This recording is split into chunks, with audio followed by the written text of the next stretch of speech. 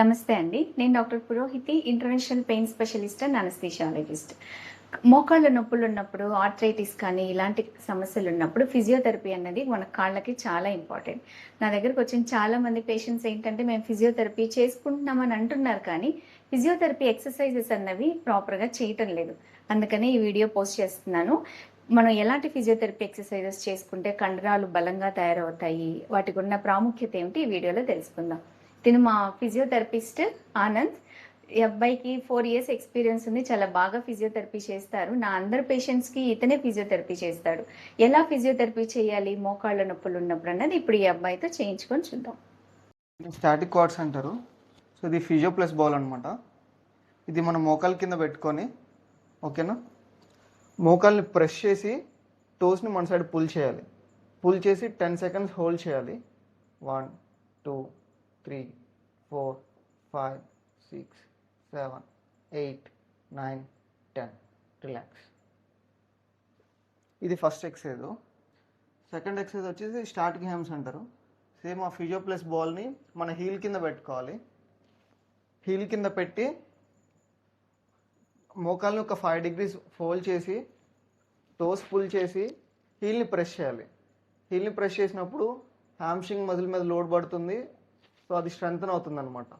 1 2 3 4 5 6 7 8 9 10.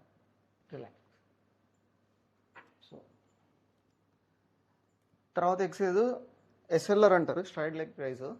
So ఇది ఎలా చేయాలంటే ఆపోజిట్ లెగ్ ఫోల్డ్ చేసుకొని మనం ఏ లెగ్ అయితే చేయాలో ఆ లెగ్ టోస్ పుల్ చేసి లిఫ్ట్ చేయాలి. ఓకేనా. లిఫ్ట్ చేసినప్పుడు మనం ఆపోజిట్ లెగ్ ఎంత ఫోల్డ్ చేస్తామో అంత హైట్లో ఉంటే బాగుంటుంది. అంటే బ్యాక్ మీద ప్రెషర్ పడదు అనమాట. ఒక 10 సెకండ్స్ హోల్డ్ చేయాలి. 1 2 3 4 5 6 7 8 9 10. కాళ్ళు ఎంత పైకి లేపాలి? అవ్వకూడదు. లేపకూడదు. 45 degrees లేదంటే 60 degreesలో హోల్డ్ చేస్తే బెటర్. కాలు ఆపోజిట్ నార్మల్ లెగ్ కన్నా పైకి లేపితే ఏమవుతుంది? లో బ్యాక్ మీద ప్రెషర్ పడుతుంది. కొంతమందికి బ్యాక్ ఇష్యూస్ ఉన్న వాళ్ళకి నడుము నొప్పి ఎక్కువ అవుతుంది. ఓకే. స్ట్రెంథనింగ్ క్వాడ్రిసెప్స్లో ఒక మజిల్ అనమాట. ఆ particular muscle main locking, knee joint lock అవడానికి యూజ్ అవుతుంది. సో ఇది ఎలా చేయాలంటే రోలర్ మోకాల కింద పెట్టేసి మోకాల్ని ప్రెస్ చేసి వేళ్ళని లాగుతూ కాళ్ళని ఇలా లిఫ్ట్ చేయాలి. ఇలా లిఫ్ట్ చేసి ఒక 10 సెకండ్స్ హోల్డ్ చేయాలి. 1 2 3 4 5 6 7 8 9 10. రిలాక్స్. ఇది ఒక ఎక్సర్సైజ్.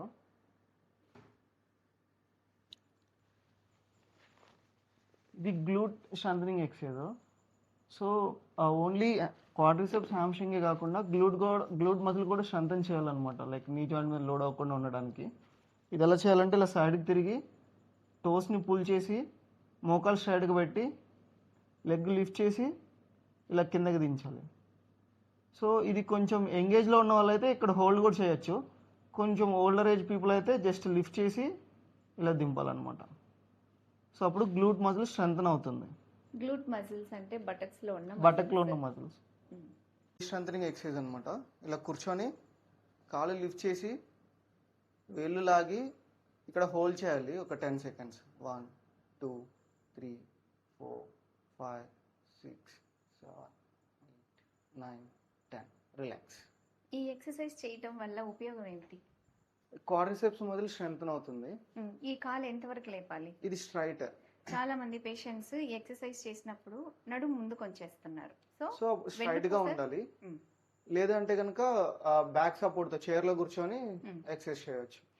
ఈ ఎక్సర్సైజ్ చేయటం వల్ల మన బటక్స్ లో ఉన్న మజిల్స్ కానీ, తొడభాగంలో ఉన్న మజిల్స్ కానీ, కాళ్ళలో ఉన్న మజిల్స్ అన్నీ కూడా గట్టిపడతాయి. దీనివల్ల మోకాళ్ళ మీద పడే బరువు అన్నది తగ్గి మోకాళ్ళ నొప్పుల నుంచి ఉపశమనం వస్తుంది. సో ఈ ఫిజియోథెరపీ ఎక్సర్సైజెస్ అన్నవి ఖచ్చితంగా ఫాలో అవ్వాలి. రోజుకి ఎన్నిసార్లు చేయాలి? ప్రతి ఎక్సర్సైజ్ 20 రిపిటేషన్స్ 2 times చేయాలి డైలీ. ఉదయం సాయంత్రం 2 సార్లే చేయాలా? 2 సార్లు కన్నా ఎక్కువ చేసినా ఏం కాదు. ఓకే. Thank you.